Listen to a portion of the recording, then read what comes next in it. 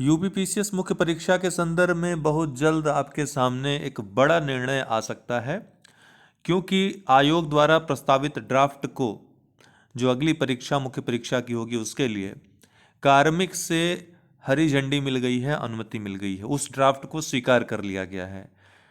अब बस ये काम होना है कि कार्मिक संस्तुति करेगा और सरकार इस पर मुहर लगाएगी, आखिरी मुहर लगनी बाकी है। इसके पहले 3 लोगों की एक कमेटी बना दी गई है इस पर, जो विचार करेगी, जिसमें मुख्य विचार यह होगा कि 2023 से लागू हो या फिर 2024 से लागू हो।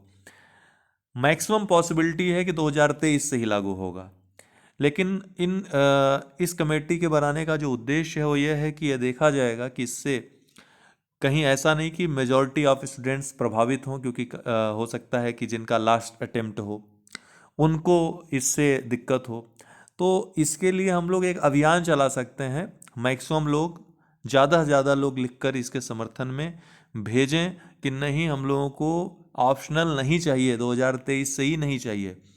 इस पर किसी प्रकार के किसी विचार की आवश्यकता नहीं है, इस बात को पहुंचा सकते हैं, इतना हम लोग कर सकते हैं, सहयोग कर सकते हैं सरकार के या कमेटी के डिसीजन मेकिंग में। ये आपका नया ड्राफ्ट है, अर्थात जो नया सिलेबस रहेगा मुख्य परीक्षा का वो यही रहेगा। हिंदी का 150 अंक का पेपर, निबंध का 150 अंक का पेपर, जीएस 1, 2, 3, 4 ये जैसे होते थे, कोई बदलाव इन पेपर में नहीं हुआ है। 200 अंकों का एक पेपर, अर्थात 800 अंकों का ये पेपर होगा। और यूपी स्पेशल का या तो एक पेपर या 2 पेपर ऐड होगा। ठीक, तो ये आपका पैटर्न होगा। इतनी चीज़ें आपको पढ़नी होंगी जो आगामी मुख्य परीक्षा होगी संभवतः 2023 से ही। ठीक है, तो सब कुछ सही रहा तो ये निर्णय भी कैबिनेट आजकल निर्णय ले रही है, बड़े बड़े निर्णय ले रही है। कल ही पीसीएस जे में बदलाव पर कैबिनेट की मुहर लगी, उसकी भी संस्तुति 2-3 दिन पहले हुई थी कार्मिक से।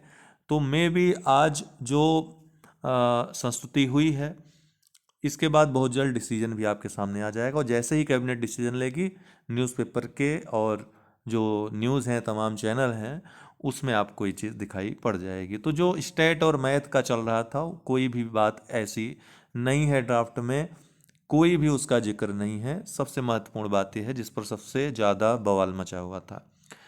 बहुत बहुत धन्यवाद।